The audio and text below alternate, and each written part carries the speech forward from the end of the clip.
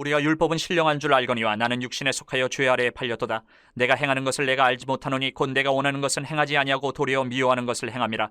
만일 내가 원하지 아니하는 그것을 행하면 내가 이로써 율법이 선한 것을 시인하노니 이제는 그것을 행하는 자가 내가 아니요 내 속에 거하는 죄니라. 내 속 곧 내 육신에 선한 것이 거하지 아니하는 줄을 아노니 원함은 내게 있으나 선을 행하는 것은 없노라. 내가 원하는 바 선은 행하지 아니하고 도리어 원하지 아니하는 바 악을 행하는도다. 만일 내가 원하지 아니하는 그것을 하면 이를 행하는 자는 내가 아니요 내 속에 거하는 죄니라. 그러므로 내가 한 법을 깨달았노니 곧 선을 행하기 원하는 나에게 악이 함께 있는 것이로다. 내 속사람으로는 하나님의 법을 즐거워하되 내 지체 속에서 한 다른 법이 내 마음의 법과 싸워 내 지체 속에 있는 죄의 법으로 나를 사로잡는 것을 보는도다. 오호라, 나는 곤고한 사람이로다. 이 사망의 몸에서 누가 나를 건져내랴. 우리 주 예수 그리스도로 말미암아 하나님께 감사하리로다. 그런즉 내 자신이 마음으로는 하나님의 법을, 육신으로는 죄의 법을 섬기노라. 아무리 율법이 선하고 신령해도 아담에게 속한 인간, 육신은 지킬 수가 없어요. 아무리 좋아도. 그런 인간의 주인이 왜 그러면 지킬 수 없느냐? 인간의 주인은, 아담에게 속한 인간은 주인이 하나님이 아니고 죄의 세력에 눌려있기 때문에 율법을 아무리 좋고 아무리 좋은 무언가 준다 해도 율법을 지킬 수가 없는 거예요. 죄의 세력에 묶여서 죄의 노예가 되어 있는 한, 율법의 선함을 마음으로 율법은 좋은 거야, 선한 거야 아무리 인정을 해도 그 율법을 따라 살고 싶어도 그렇게 살 수가 없는 거예요. 선을 행할 수가 없어요. 죄에게 묶여 있는 동안은 그게 안 되는 거예요. 죄의 세력에 묶여 있으면 이 죄의 세력은요, 율법을 지켜서 얻을 수 있는 그 좋은 것들, 선한 것들, 그것을 사모하는 마음보다 율법을 지키지 못했을 때, 실패했을 때 받는 그 징계가 더 두렵게 만들어버려요. 이것은 율법에 문제가 있어서 율법이 이런 게 아니고, 그래서 율법을 어기는 게 아닙니다. 죄가 문제고 그 죄를 허락한 우리 자신이 문제인 거예요. 교회 공동체 안에서 뭔가 율법은 선한 거야, 신령한 거야, 그 사실을 알아요. 공동체 안에서 다 알아요. 그런데 개인적으로는 육신에 묶여서 그냥 죄의 노예로 팔려버리는 이런 모순된 일이 발생하는 거예요. 공동체 안에서는 그래, 좋은 거 맞아, 같이 살아야 돼, 같이 지켜야 돼 해놓고 개인적으로는 그게 안 되는 거예요. 이중적인 모습이 우리 가운데 나타난다. 그런데 이것이 한 걸음 더 좀 깊이 그렇게 빠져들어가게 되면 내가 알지 못하거나 깨닫지 못하는 상태가 되어버려요. 나중에는 무감각해진다는 거예요. 내가 율법을 지키는 건지 안 지키는 건지, 죄에 빠진 건지 안 빠진 건지 그것도 모르고 그냥 무감각하게 살아가는 거예요. 그렇게 되어버려요. 원하는 것은 행하지도 않고 미워하는 것을 행하면서 그냥 살아가요. 그렇다고 오늘 15절에 기록을 하고 있는 거예요. 율법을 선하다는 걸 알고, 사실을 알고 시인하던 바울 사도조차도 16절 17절을 보니까 내가 원하지 않는 것을 행하고 있다. 그건 내 속에 있는 죄 때문에 그렇다. 이렇게 고백을 하고 있어요. 율법이 선한 거 알고 죄가 악한 거 아는데 그럼 율법을 행해야 되는데 내가 죄를 행하고 있다. 이렇게 고백을 하고 있어요. 알면서도. 그러면 어떤 분들은 이래요. 이 말씀을 보면서 거 봐라, 사도 바울조차도 그런데 나는 선한데 내 속에 죄가 나를 조종해서 죄짓게 하는 거니까 나는 잘못 없어. 나는 잘못 없어. 내 속에 있는 죄가 문제지. 나는 잘못 없어. 이렇게 말하는 분들이 있어요. 그런 뜻이 아니에요. 이 말씀은. 그런 뜻이 아니에요. 19절, 20절, 21절 이렇게 그 뒤에 이어지는 말씀들을 우리가 살펴보면 똑같은 말이 반복이 돼요. 내가 율법을 선한 거 아는데 그래도 죄를 짓게 되는 것은 내 속에 죄가 있기 때문이다. 계속해서 실패한다. 여기서를 통해서 우리가 알 수 있는 건 뭐냐? 우리가 전적으로 타락했구나. 완전히 죄에 묶여 있구나. 알면서도 선을 행하지 못하고 죄를 행하는 것은 우리가 완전히 타락했다는 것을 깨닫게 해주는 말씀이에요. 아담에게 속한 인간은 선을 만들어낼 수가 없다. 완전히 타락했기 때문에. 물론 선한 것을 모르는 거 아닙니다. 선한 것을 추구하는 마음이 없는 거 아니에요? 있어요. 마음은 있어요. 그럼에도 아담에 속한 사람, 죄가 있는 사람은 행한 일을 살펴보면 늘 악해요. 그게 우리의 원래 모습이다. 그것이 왜 그러느냐? 죄, 우리 뇌에 우리를 장악하고 있는 죄의 세력이 있기 때문에 그렇다라고 바울은 얘기하고 있는 거예요. 그 죄는요, 우리 인간이 스스로 이길 수 없을 만큼 막강합니다. 죄를 핑계하거나 율법을 핑계해봤자 그 죄에 대한 책임은 결국 누구에게 있습니까? 죄를 선택한 우리 나 자신에게 있는 거예요. 오늘 18절에서 바울의 고백을 잘 살펴보십시오. 내 속에 선한 것이 거하지 않는다. 원함은 있는데 선을 행할 능력이 없다. 정말 그냥 토하는 거예요. 내가 선을 행하고 싶은데 그게 안 된다. 선을 행하는 능력이 없다라는 것을 뼈저리게 느끼는 말인 거예요. 거듭 실패하고 낙심하고 절망하는 이 우리의 모습. 그런데 우리가 여기서 기억할 게 뭐냐? 이렇게 마음은 있으되 행할 능력이 없고 그래서 낙심하고 절망하는 우리의 이 상황 속에서 반전이 일어나요. 우리가 이렇게 전적으로 타락해서 죄 속에 있기 때문에 예수 그리스도께서 드디어 우리를 위해서 일하시게 된다. 반전이 일어나요. 우리 스스로 선할 수 없고 우리 스스로 하나님의 말씀인 율법을 지킬 수 없기 때문에 예수 그리스도가 필요하다. 이 말을 합니다. 바울은 선을 행하기를 원하는 마음이 자신에게 있는데 악과 함께 있다는 것을 깨달았다. 21절에 얘기하는 거예요. 선하지도 않고 내 속을 들여다보니까 악하지도 않은데 그렇다고 의롭지도 않고 완전히 뒤죽박죽 속된 말로 짬뽕이 된 게 우리 인간이다. 그러다 보니까 스스로 아무리 착해지려고 의로워지려고 애를 써도 그게 안 되더라. 그런데 여러분, 예수 믿지 않는 분들 중에서도 스스로 의롭다고 생각하는 사람들 많습니다. 나는 법 없이도 사는 사람이야. 착해. 그런데 이런 마음이요, 성경을 살펴보면 예수님을 잡아서 십자가에 죽인 유대인들도 스스로 죄인이라고 생각한 사람 아무도 없어요. 의롭다고 생각했어요. 말씀대로 산다고 생각했어요. 예수님 죽인 유대인들조차도.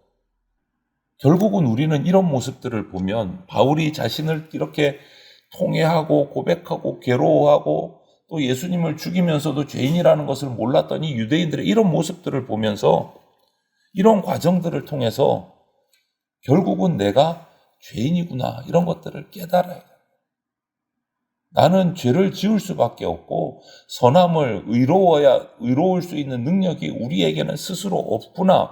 이것을 깨닫고 주님 앞에 나오게 되는 것이 뭐냐? 내가 죄인이다라는 것을 인정하는 거예요. 이것을 인정하는 그 순간 여러분 그게 중요해요.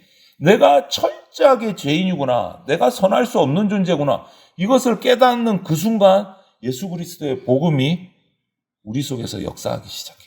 복음이 우리를 변화시키는 그 순간은 언제냐? 내가 완전히 죄인이구나 라는 것을 깨닫는 순간 복음은 역사하기 시작해요. 조금이라도 티끌만큼이라도 나는 어떻게 하면 잘할 수도 있어. 착할 수도 있어.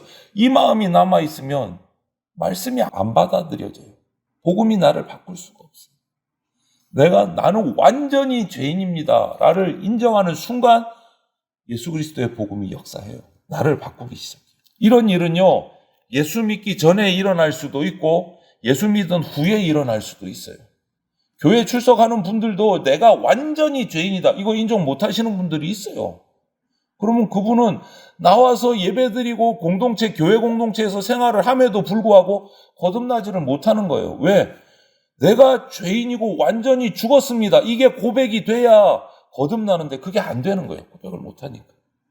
속으로는 하나님의 법을 즐거워하지만 내 속에 있는 다른 한 법이 내 마음의 법과 싸워서 나를 죄에 매이게 한다. 그것이 22절부터 24절의 말씀이에요. 여러분, 이런 공고함을 경험한 사람들은요, 이 공고함, 난감한 이중적인 내 속에 이런 내 마음의 법과 또 다른 한 법이 싸워서 나를 죄에 묶이게 한다. 이 문제를 스스로 해결할 수 없다는 것을 탄식하는 거예요. 탄식하는 거예요. 그래서 오늘 바울은 뭐라고 고백합니까? 24절에 오호라 나는 공고한 사람이로다. 나는 공고한 사람이로다. 이 사망의 몸에서 누가 나를 건져내겠느냐? 이 말은 뭐예요? 내 스스로는 못 건져내겠다는 거예요. 도무지 안 된다. 자꾸 죄에 묶여간다. 누가 나를 건져주겠느냐?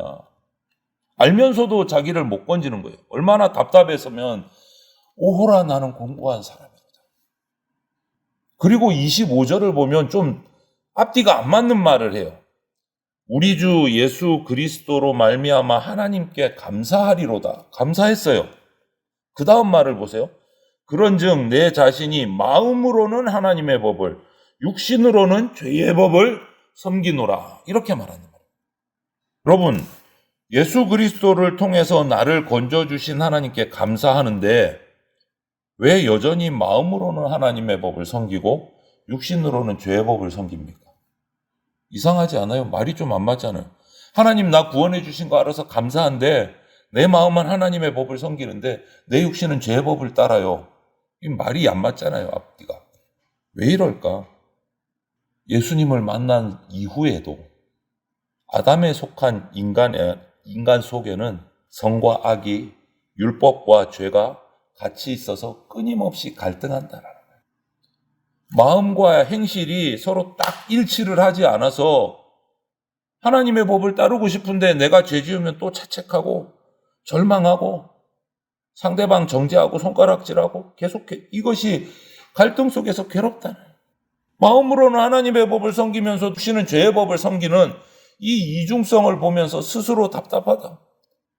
나라는 존재 밖에 정말 죄의 문화들이 가득 차 있어서 그것도 문제지만 더 중요한, 더 힘든 문제는 뭐냐. 내 속에, 내 내부에 있는 이 또 다른 법이 죄의 세력이 나를 죄에 꽉 묶어서 종노릇하게 하는 이 모습이 예수를 만난 이후에도 내게 계속 있다. 우리의 모습이에요. 실제의 모습. 바울은 그것을 스스로 괴롭고 낙심해서 그 모습들을 그대로 성경에 지금 적어 놓은 거예요. 우리가 이렇다. 우리 인간이. 여러분, 우리는 예수님께서 가르쳐 주신 주기도문을 예배 때마다 함께 암송을 합니다. 그런데 이 사실 주기도문처럼 어려운 기도가 없습니다. 보세요. 왜냐하면 주기도문에 이런 말씀이 있어요. 우리가 우리에게 죄 지은 자를 사하여 준 것 같이 우리 죄를 사하여 주시옵고. 이 구절이 있어요. 정말 우리는 이 구절대로 삽니까? 자격이 있습니까? 이렇게 기도할 자격이 있을까요? 우리에게 죄 지은 자를 사하여 주신 것처럼 나도 나에게 죄 지은 자를 사할 수 있느냐? 날마다 기도하면서 우리는 정말 그렇게 살아가고 있나? 사소한 잘못한 내 동료나 이웃들, 가족들도 용서하지 못하고 그런 모습이 우리 가운데 있는데 우리의 이런 이중적인 모습 안에 있는 내 자신의 모습이 하나님의 은혜로 끊임없이 용서받고 있다라는 사실을 우리는 꼭 기억해야 돼요. 내가 이렇게 오락가락 양다리 걸치고 살아가는데도 하나님은 용서해주고 계신다. 이것을 기억해야 다른 이웃들이 나에게 잘못할 때, 허물이 있을 때 용서하게 되고 용서할 마음이 있고 용서하려고 노력하는 사람이 된다는 거예요. 내가 양다리 걸치는데도 하나님께서 용서하고 나를 계속 붙들고 계신다는 걸 기억해야 용서하는 사람이 될 수 있다. 그럴 때 아무리 추악한 악한 죄라도 하나님이 우리 죄를 또 용서해 주시는 겁니다. 오늘 본문 24절에 이것이 누구인지 오늘 깊이 묵상해 보십시오. 오라 나는 공고한 사람이로다. 이 나가 바울만 가르치는 게 아니에요. 이 나가 누군지를 잘 살펴보십시오. 저잖아요. 우리 각자잖아요. 바울이 경험한 이 모순들, 오라 나는 공고한 사람이로다. 정말 내가 이렇게 탄식해 본 적이 있는가? 내 삶을 돌아보면서 하나님 앞에서 정말 바울처럼 하나님의 법을 지키고 싶은데 오늘도 또 죄 속에서, 사회 속에서 죄 지었네. 땅을 치면서 나는 공고한 사람이로다. 이렇게 고백해 본 적이 있는가? 하나님 앞에. 아니면 무덤덤하게 그냥 지었는지 안 지었는지도 모르고 또 오늘 하루를 살아갔는가? 한번 살펴봐야 돼요. 우리가 이렇게 바울처럼 고백하고 탄식하고 괴로워할 때 예수님이 우리의 주인이 되어 주신다. 죄 지은 것을 죄 지은지도 모르고 내가 양다리 걸친 걸 양다리 걸친 줄도 모르고 무덤덤하게 살아가면 안 된다라는. 괴로워하고 고통스러워하고 그런 문제를 가지고 예수님 앞에 엎드릴 때 내 주인이 되어주시고 나와 함께 그 문제를 해결해 주신다라는 거예요. 내가 고백할 때 안팎으로 죄의 권세에 사로잡혀서 내가 스스로 구원할 수 없다라는 것을 인정하고 예수님 앞에 납작 엎드릴세 내가 죽을 수밖에 없습니다 라고 고백할 때 하나님은 가르쳐 주세요. 그 길에서 죽을 수밖에 없는 길에서 구원받을 수 있는 길은 딱 하나밖에 없다. 우리에게 가르쳐 주시는 거예요. 그 길이 뭡니까? 바로 예수 그리스도.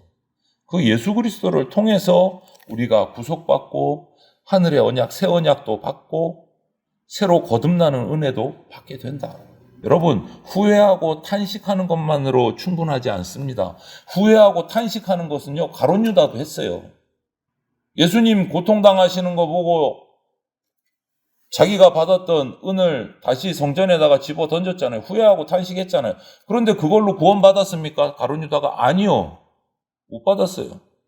후회하고 탄식하는 거, 오늘도 죄 지었네, 말씀대로 못 살았네, 그거 가지고 되는 게 아니에요. 그 다음에 한 걸음 더 나가야 돼요. 예수님을 그냥 지식적으로 알고 있는 것만으로 안 되는 거예요. 가룟 유다도 예수님이 계신 거 알았어요. 제자였어요. 그것만으로 안 된다는 거예요.